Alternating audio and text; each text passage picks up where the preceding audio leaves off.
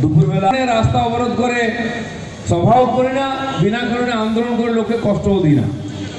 কিন্তু যখন সীমা পার হয়ে যায় তখন রাস্তায় নামতে হয়, কারণ আমরা রাজনীতি করি, আমরা বিরোধী পার্টি, আমাদের একটা দায়িত্ব আছে সাধারণ মানুষের দুঃখের কথাকে তুলে ধরার। তাই আজকে আমরা একত্রিত হচ্ছি এখানে। মঞ্চে উপস্থিত মাননীয় জেলা সভাপতি, সকাল থেকে খবর নিচ্ছিলাম, আমরা চাইছিলাম যে একটা প্রতীকী প্রতিবাদ হোক, শান্তিপূর্ণ আন্দোলন, যেটা আমরা করে থাকি। কাল থেকে পরশু থেকে আমাদের সমস্ত নেতার বাড়ির সামনে নোটিশ লাগানো হয়েছে, আইন কানুন কোড দেখানো হচ্ছে, কি কি হতে পারে, কেন হবে না। আচ্ছা, টিএমসি যখন কোনো মিছিল মিটিং করে কোনো নেতাকে আপনারা তাকে নোটিশ পাঠান, যেটা সম্ভব নয়, তখন লেজ পেছনে ঢুকে যায়, কারণ তারা মালিক, তার সামনে লেজ নড়ানোটা আপনাদের কাজ। তখন আইন কানুন ভুলে যায়। বিজেপি 7 দিন আগে 9 দিন আগে, আরে খড়গপুরে মিছিল করেছিলাম, 7 দিন আগেই জানিয়েছিলাম, প্রথম অনুমতি দেওয়া হয়েছিল, 2 দিন আগে অনুমতি ক্যান্সেল করলো। আমি আমার নেতাদের বললাম, বলে দিন তুমি ক্যান্সেল করো আর রাখো, অনুমতি দাও আর নাই দাও, আমরা ঘোষণা করেছি কর্মসূচি হবে, তুমি যা করার করে নাও। আবার পারমিশন দেওয়া হলো। কি বলা হয়েছিল না, আমরা যেখান থেকে ঝাপেটাপুরের ওখানে বারবেটিয়া পেট্রোল পাম্প থেকে মিছিল করবো, যে ওদের জায়গা। শুনলাম প্রোগ্রামের 2 দিন আগে সেই নেতা তার পদ থেকে পদত্যাগ করেছে, টিএমসির পদ থেকে পদত্যাগ করেছে, কারণ তাকে জোর করে সই করানো হয়েছে। এই পুলিশ বিজেপিকে আটকাবার জন্য কত নিচে নামতে পারে। আমাদের আবার পারমিশন দেওয়া, রুট চেঞ্জ করুন, ঠিক আছে ওখানেই করবো। আগের দিন বলছে না, পারমিশন ক্যান্সেল। এটা কি মগের মূল্য পেয়েছে? যাকে ইচ্ছা পারমিশন দেবেন, যাকে ইচ্ছা ক্যান্সেল করে নেবেন, বাপের জমিদারি পেয়েছো নাকি? আর তুমি বলবে তাকে মিছিল করবো? কোন হরিদাস পালে তুমি এসপি? কোথার থেকে এসছো? এই এসপির নামে রেপ কেস আছে, সে রেপ কেসের আসামি। আমার কাছে তথ্য চাই, আমি দিয়েছি কেস ডায়েরি থেকে। আমি বলতে বাধ্য হচ্ছি, এই ধরনের ছোট লোকগুলো আজকে আমাদের প্রশাসনকে কলুষিত করেছে। আর এরকম দুর্বৃত্ত যার বংশসূত্র চোর, কুকুর বেড়ালো চোর, ওই মুখার্জি ব্যানার্জি পরিবার, তার চামচাগিরি করে জীবনটাকে নষ্ট করছে, নিজের ছেলেপেলের ভবিষ্যৎ নষ্ট করছে। আরে এখানে সম্মান পাচ্ছ, নরকেও জায়গা হবে তোমাদের।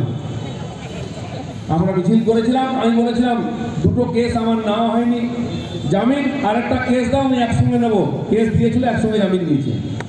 আজকে আরেকটা কেস দেবে, আরে হতভাগার তোরা ভিখারি, আমাদের কিছু দিতে পারবে না কেস ছাড়া।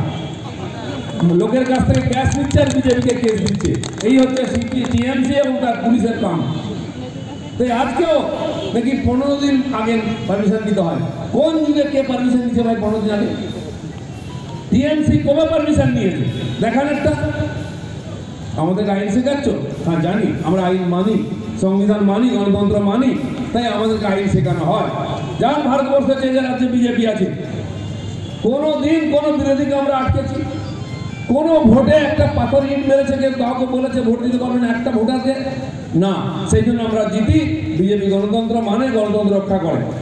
আর এখানে গণতন্ত্র প্রতিষ্ঠার জন্য আমরা আন্দোলন করছি, নেতা হওয়ার জন্য নয়, কাটমানি খাওয়ার জন্য নয়। আর এর জন্য মানুষ আমাদের আশীর্বাদ করেছে, 18 জন এমপিকে জিতিয়ে, 27 জন এমএলএকে জিতিয়ে এবং পঞ্চায়েত জিতিয়ে। তাই আমরা আমাদের দায়িত্ব পালন করে চলে এসেছি।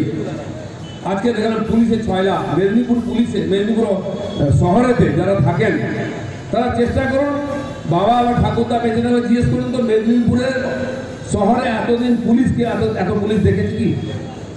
কোথাও এত পুলিশ নেমেছে কোনোদিন? আর এই পুলিশগুলো কোথায় থাকে?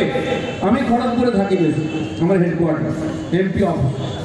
ওখানে দিনের বেলা সোনার দোকানে বন্দুক দেখিয়ে লুট করে নিয়ে চলে যাচ্ছে, সন্ধ্যাবেলা গোলবাজারে গুলি চলছে, ছিনতাই হচ্ছে। পুলিশ কোথায় থাকে তখন? গাঁজা খেয়ে বসে থাকে ঘুম হয়ে। তখন কেন পুলিশ দেখি না মানুষজন আক্রান্ত হয়? ওখানে বড় বড় গোডাউন আছে, আলু, পেঁয়াজ ইত্যাদি। পেঁয়াজের গাড়ি আসছে মহারাষ্ট্র নাসিক থেকে, ওই পুলিশের লোকাল থানা থেকে ওখানে ঘুরলেই 500 টাকা প্রত্যেক ট্রাকে দিতে হয়। কাকে? এই পুলিশ। এখানে আমার যাদব ভাইরা এসছেন, সব গো পালন করেন। কেন এসছেন তারা? আমাদের নেতৃত্ব দিলে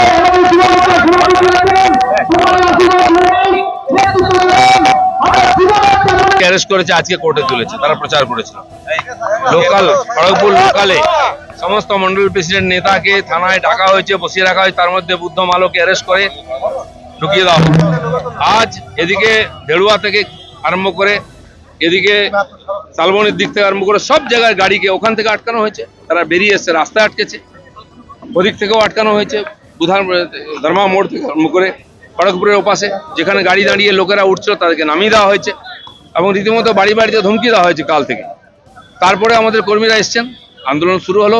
যদি অত্যাচার বন্ধ নয় আগামী দিনেও আবার এর চেয়ে বড় আন্দোলন আমরা করব। পুলিশ বলছে নাকি মিছিলের জন্য অনুমতি নেই। পুলিশের অনুমতি দরকার হয় না, আমরা তাদেরকে ইনফরমেশন দিয়েছি আর সেটাই যথেষ্ট। আইন শৃঙ্খলা রক্ষা করার দায়িত্ব ওনাদের। 24 দিন পরে শাহজাহান অধরা, কি বলবেন? অনেক শাহজাহান আছে, একটা গেলে কি আবারও 2-4টা ধরা পড়বে, চিন্তা করবেন না। উত্তরবঙ্গের সভায় রাহুলের সভাতে সেলিম হাঁটলেন, আমি তো ছবিতে দেখলাম সিপিএম এরই পতাকা আছে, কংগ্রেসের যে যাত্রা সেটাকে সিপিএম হাইজ্যাক করে নিয়েছে। যাই হোক, যতই একসঙ্গে হাঁটুন, দিদির কৃপার জন্য ওনাদের যে নেতা ছিলেন ক্যাপ্টেন নীতিশবাবু কিন্তু বিজেপি এবং মোদির সঙ্গে চলে এসেছেন। সুপ্রিম কোর্টে অভিজিৎ বঙ্গ বিচারক অভিজিৎ বঙ্গোপাধ্যায়ের নাম না করে কপিল সিব্বল খোটা দিয়েছেন বিচারককে, সমস্ত মেডিকেলের যে দেখুন, এতদিন বিচারকদেরও ভয় দেখানো হতো, পশ্চিমবাংলায় তাই হয়েছে। যে বিচারপতি টিএমসির বিরুদ্ধে ব্যবস্থা নিয়েছেন তার স্বামীকে পর্যন্ত ডাকা হচ্ছে, ভয় দেখানো হচ্ছে। তো এটা পরিবর্তন হয়ে যাচ্ছে, বিচারপতিরাও আজকে বুঝতে পেরেছেন দেশে সরকার আছে, ধমকে চমকে কেউ কিছু করতে পারবে না, পরিবর্তন হবে। মেডিকেল ভর্তি অভিযোগ করেছেন যে মেডিকেল সিএ 1 সপ্তাহের মধ্যে হবেই, সিএ 1 সপ্তাহের মধ্যে হবে, কিন্তু মমতা বন্দ্যোপাধ্যায় বলছেন মন্ত্রী বলেছেন বাস বিশ্বাস রাখুন। মেডিকেলের ভর্তি দুর্নীতি মামলা হাইকোর্ট থেকে সুপ্রিম কোর্টে সরানো হয়েছে। ধীরে ধীরে সমস্ত তথ্য আসছে, সব মামলা এইভাবেই হবে। কারণ এখানে দেখতে পাচ্ছেন তো, দুর্নীতিগ্রস্তদের বাঁচাবার জন্য জাজরাও নেমে পড়েছেন, আর ডাকাত গুন্ডাদের বাঁচাবার জন্য রাজ্য সরকার নেমে পড়েছে, কোনো ভরসা নেই। জিজ্ঞাসাবাদ মন্ত্রী সবকিছুই ফেক, মন্ত্রী নেতা সব ফেক, মেডিকেল কলেজের ডাক্তারও ফেক। ধন্যবাদ।